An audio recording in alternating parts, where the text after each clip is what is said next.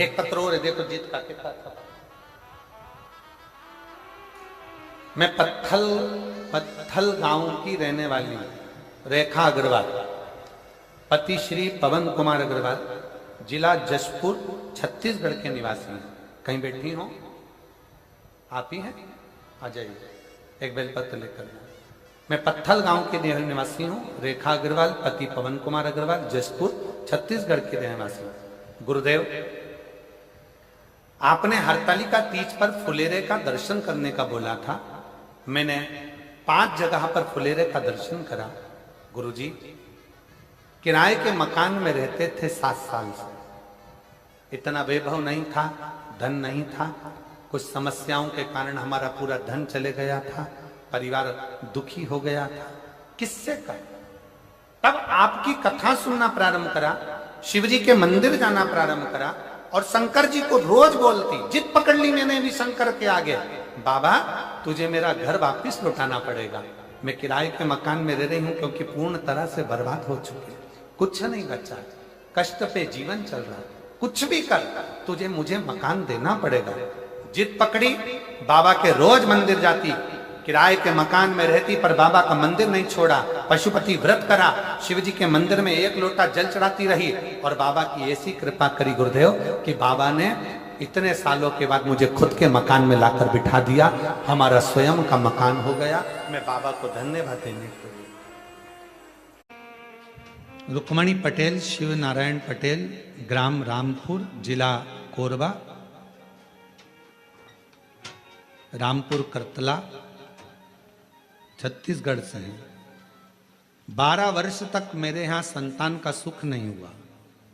हमने medical test कराया, test baby करवाया, सब कुछ करवाया, पर संतान का सुख नहीं हुआ। तब किसी ने कहा कि सफेद आंकड़े की जड़ का प्रयोग करो और भगवान शंकर का पशुपति व्रत करो, टीवी पर कथा आती है वो सुनो। हमने सब कुछ किया। फिर बाद में जब संतान का सुख नहीं आया तो फिर वापस व्रत किया और कोकड़ी में आपकी कथा थी वो श्रवण करी। बाबा की ऐसी कृपा हुई गुरुदेव, मेरे बाबा ने 12 साल के बाद मुझे संतान दी। मैं बाबा को प्रणाम। और एक पत्र और देखिए, बड़ा सुंदर। बेटी प्रमीला गुप्ता, ये मेरी जीजियां लिखकर भेजती हैं कई बार कि जीजी वो कौन बनेगा करोड़पति में जाना सरल है पर यहाँ व्यासपीठ पर आना कठिन है। इतने पत्र लिखते हैं तब जाकर ना जाने कौन सी कथा में पत्र आ जाए तब मुखा लगता है। आ जाओ दीदी, आ जाओ। प्रमीला गुप्ता, जरही भटगांव, जिला सूरजपुर, छत्तीसगढ़ की निवासी हूं। 1 लोटे जल का मैं क्या वर्णन करूं गुरुदेव। 2020 से आपकी कथा सुन रही हूं। मंदिर जाते, साफ सफाई करते और 1 लोटा जल चढ़ाते, आपके बताए हुए बातों को विश्वास करके आप जो भी उपाय बताते हैं ना उसको मैं करती थी। मेरी बेटी सुमन गुप्ता BSc नर्सिंग करती थी पर बहुत सारी कोशिश कर ली, उसका नौकरी नहीं लग रहा था। परीक्षा देने के बाद उसका रिजल्ट आने के बाद हताश हो जाती थी। फिर मैं अपनी बेटी को बोली, चिंता मत कर, भोलेनाथ के ऊपर विश्वास कर। जो भी बोलती थी पूर्ण विश्वास के ऊपर विश्वास के साथ करती थी। मेरी बेटी को इतनी कृपा बाबा ने कर दी।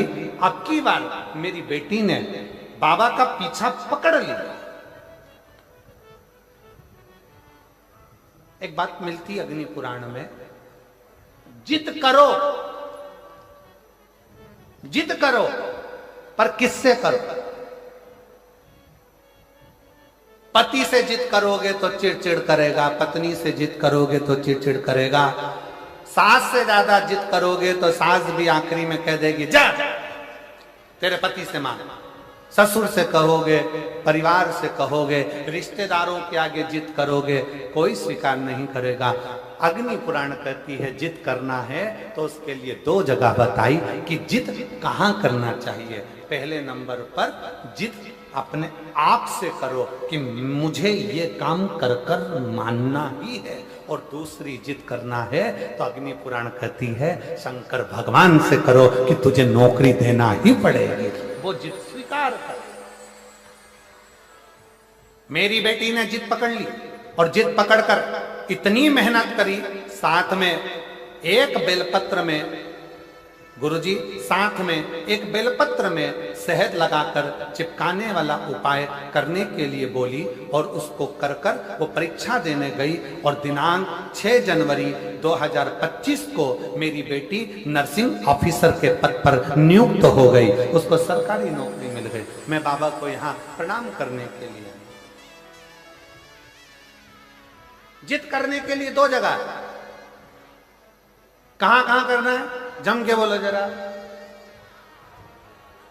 एक अपने आप से, कोई तुमसे कह दे कि तू कलेक्टर नहीं बन सकता, कोई तुमसे कह दे कि तू आईएएस ऑफिसर नहीं बन सकता, कोई तुमसे कह दे कि तू ये नहीं बन सकता, अगर हमारे भीतर लगन है, हमारी कार्यशैली प्रबल है और हमने अगर 4 चौगनी मेहनत करी है, अच्छी पढ़ाई करी है, खूब विद्या अध्ययन करा है, रात दिन एक करा है, तो जो कलेक्टर हैं ये कलेक्टर भी आपके बीच के हैं। आप मेहनत करोगे तो एक दिन आईएएस अफसर बनकर विराजमान जरूर हो सकते।